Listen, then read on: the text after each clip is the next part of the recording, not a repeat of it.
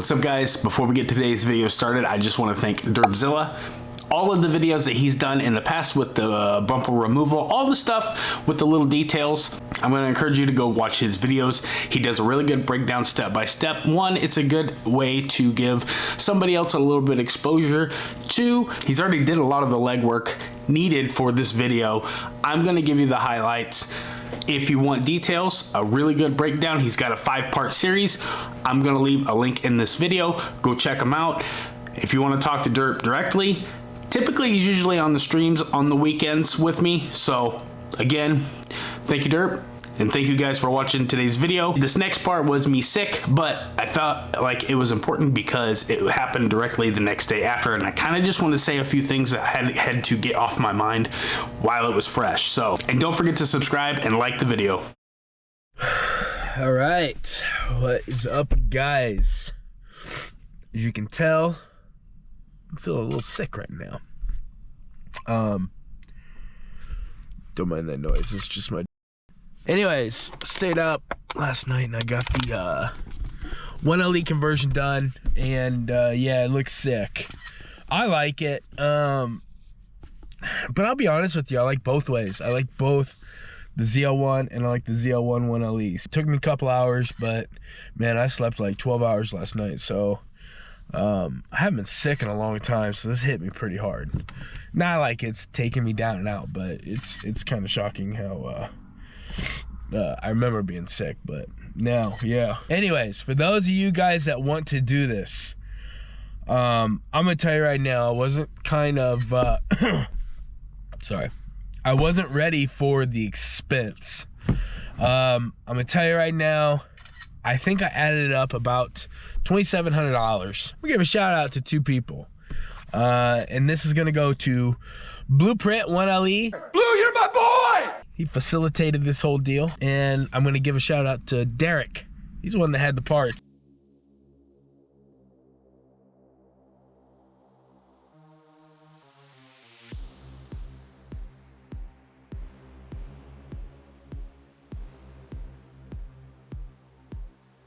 All right, man, this is everything. You have Anderson Composites ZL1 front splitter.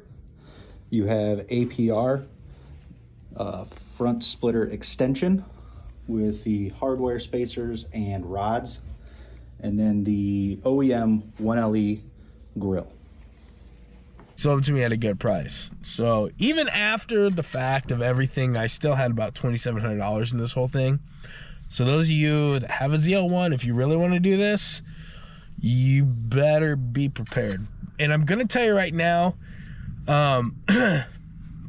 had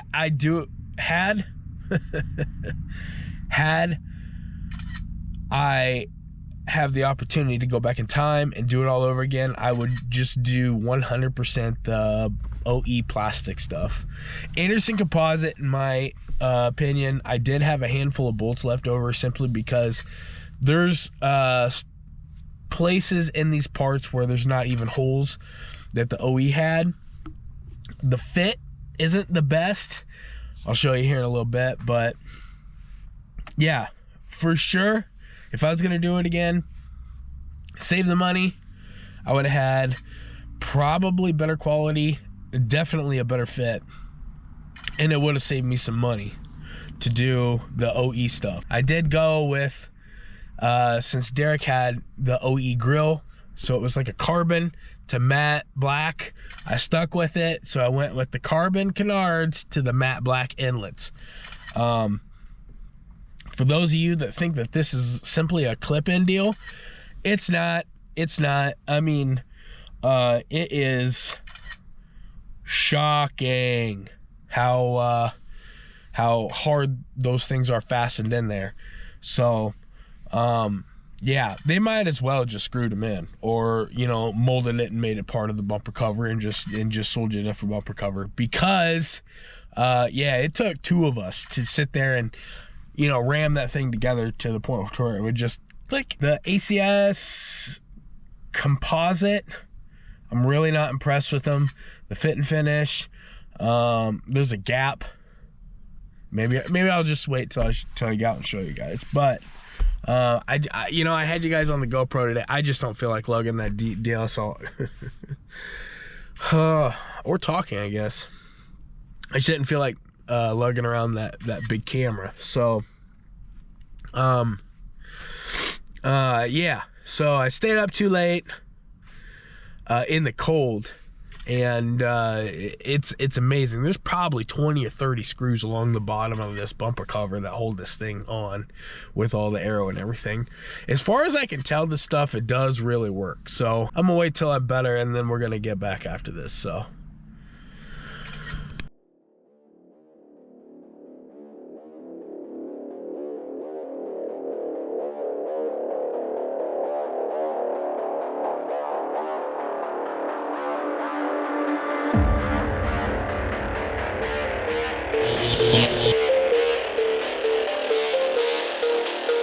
Churches out at Christmas, let's get high. In my Nissan, burning churches out at Christmas, let's get high. In my Nissan, burning churches out at Christmas, let's get high. In my Nissan, burning churches out at Christmas, let's get high. In my Nissan, burning churches out at Christmas, let's get high. In my Nissan, burning churches out at Christmas,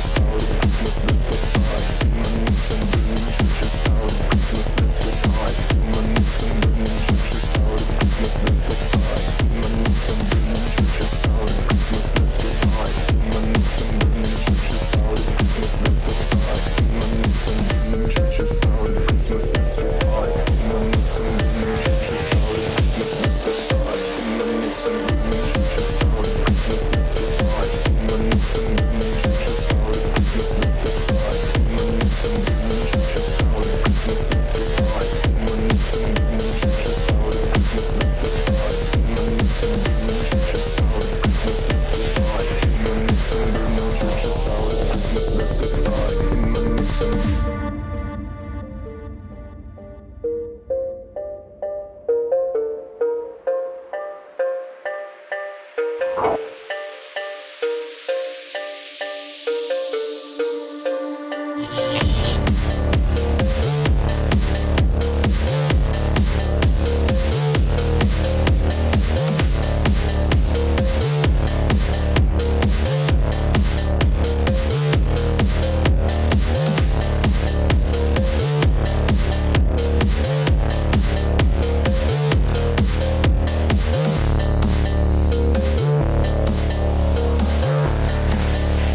at Christmas, let's get high. In my Nissan, burning churches out at Christmas, let's get high. In my Nissan. Christmas, let's get high. In my Nissan, burning churches out at Christmas, let's get high. In my Nissan, burning churches out at Christmas, let's get high. In my Nissan, burning churches out at Christmas, let's get high. In my Nissan.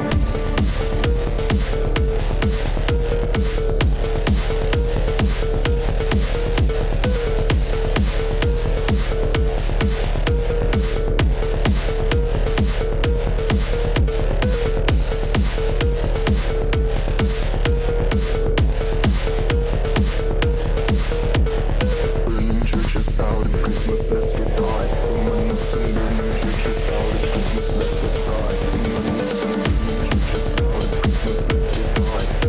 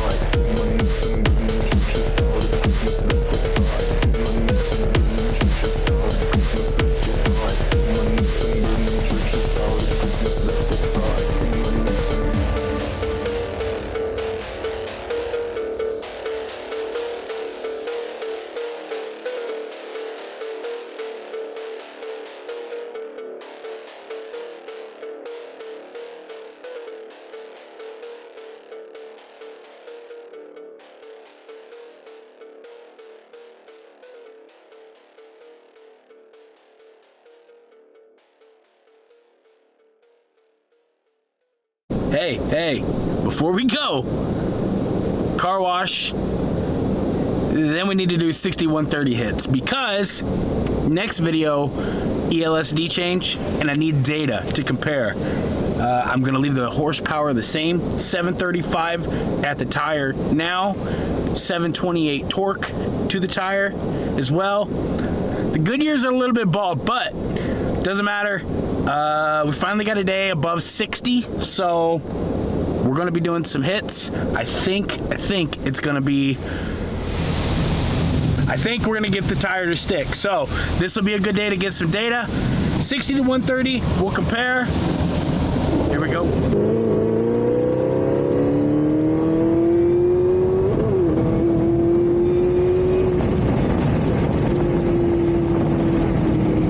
It is absolutely incredible what this car is capable of doing. It is insane for the money. I do feel some wobble in the rear end though. Feels like the rear end's wanting to do this. Now the pavement is not in the best condition, and I'll give you that. The little tar strips on the line are starting to, it's almost like hydroplaning, but it's really not. But that tar is giving it some wiggle and flex, and it's moving around, and it's just not, it's not good. So I need to find a good stretch of pavement. The only thing that sucks with this draggy is you have to find it absolutely flat, otherwise it really doesn't count. But that's good and bad. Gives you a consistent, measurable data to go off of that is factual and actually means something. It's just, unless you're at a racetrack, it's kind of a pain in the ass to find that perfect sweet spot that you're not gonna get attention on. So I'm gonna try to get another one in, and then we're gonna get to talking about the 1LE conversion. I think we found a good spot here. Let's go.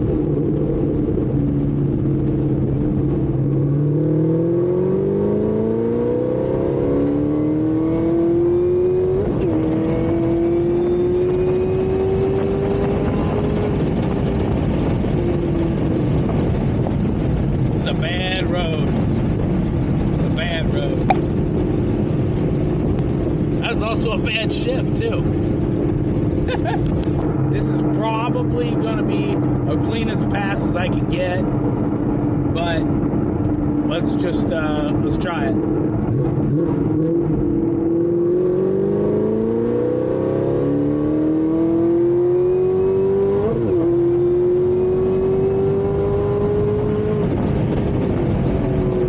That felt good, man. It wasn't that good. Something's not right. I don't know what's happening.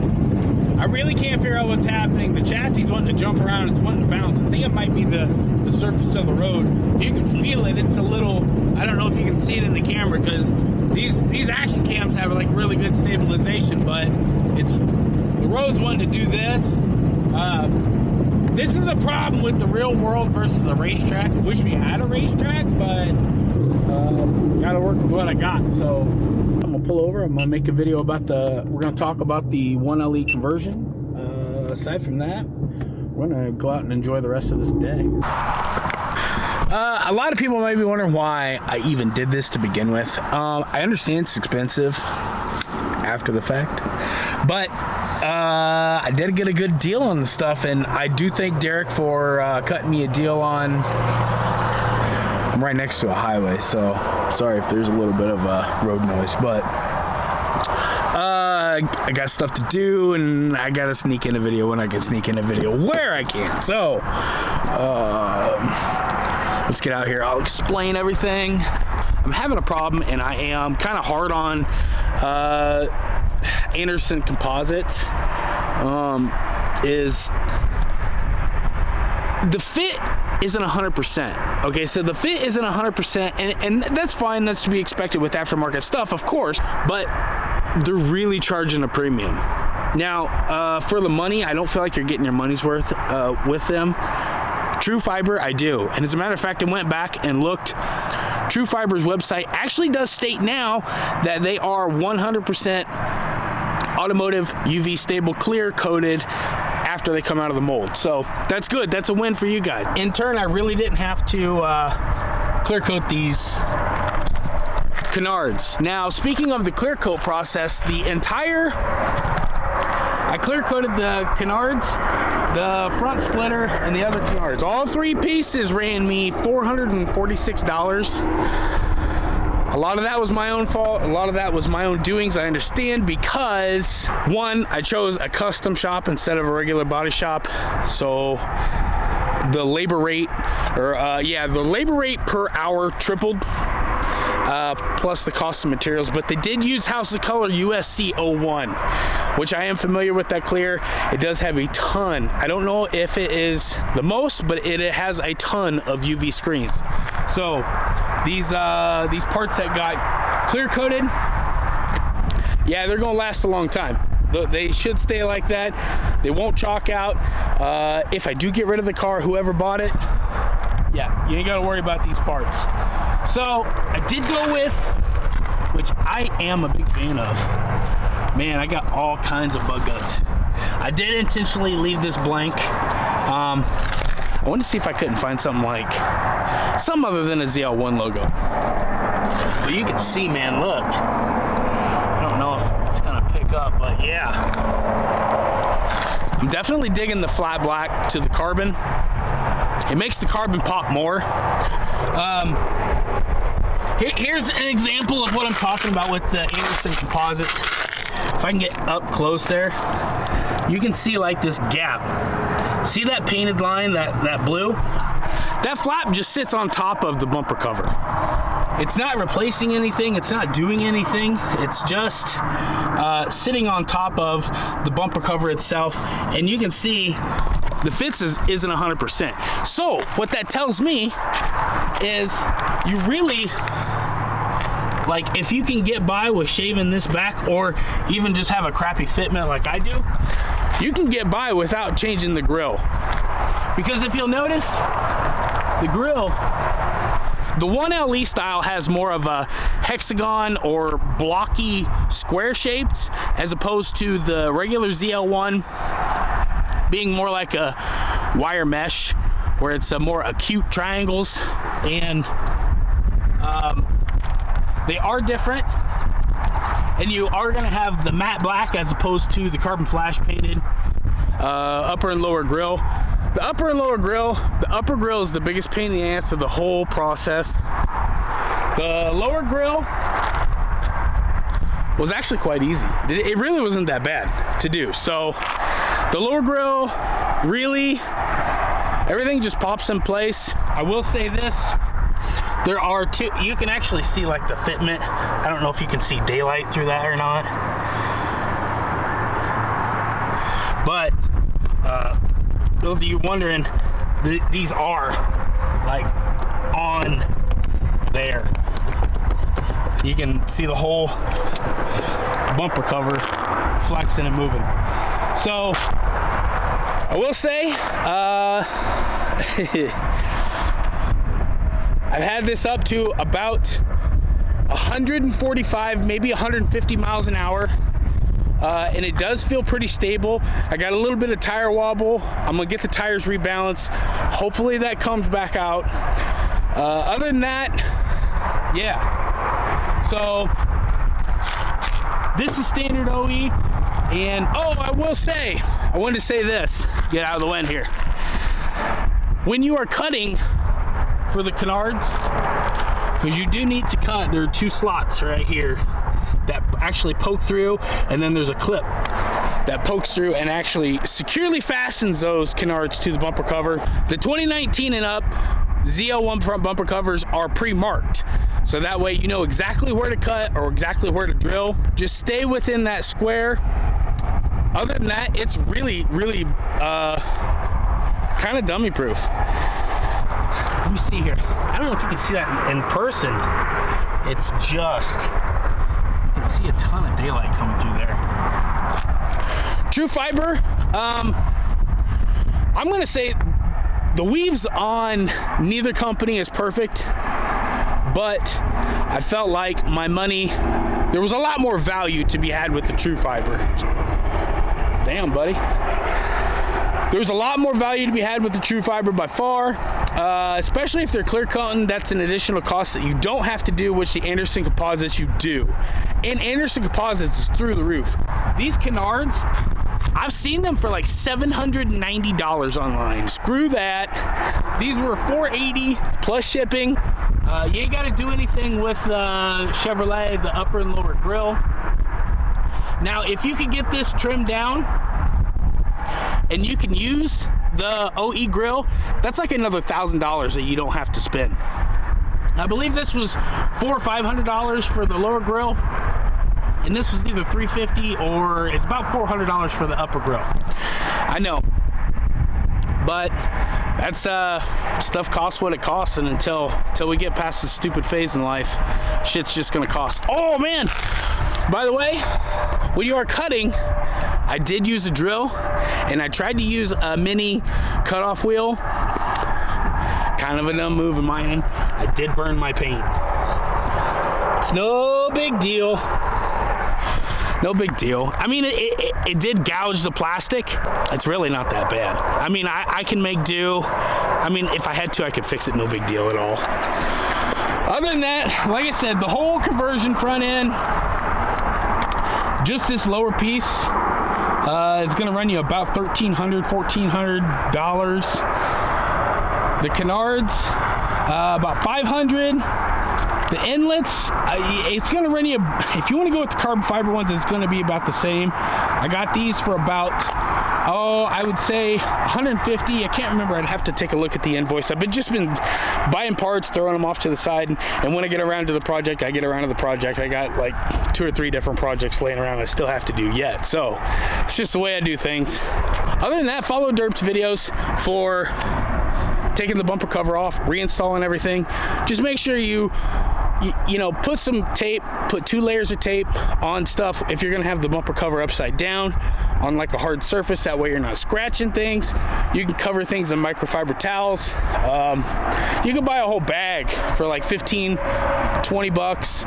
You can't paint the bumper cover for 15, 20 bucks. So buy 2 of those big bags and just make sure that you double down and protect your, cause the nose of this area right here, really, wherever it has a point and all that pressure's down on it, it's amplified, and it really wants to start scratching and torquing down on stuff and really start to do some damage. So do yourself a favor, really just prep, buy some towels.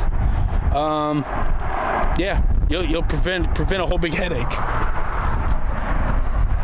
Brings me to my next point of this video, my tires. Woo! I don't know if you can see, but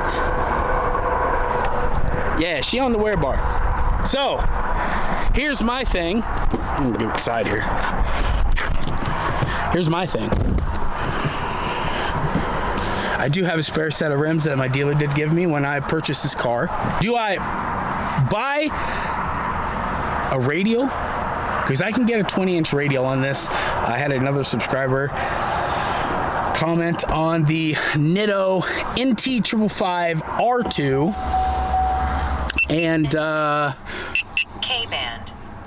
Yeah. Band. Laser. And keep them around for racing, throw them on when we're ready to run. Or keep in mind, I have to put that 285 rear diff ELSD swap in this car. So the 373 is going out, 285's coming in. Do I buy the Supercar 3s again and keep running them and try with the factory tire? Something's telling me that the R2 might be the way to go here, but I read the comments and I see a lot of smart comments. I've actually learned some stuff from you guys. Do we stay with the Supercar 3s?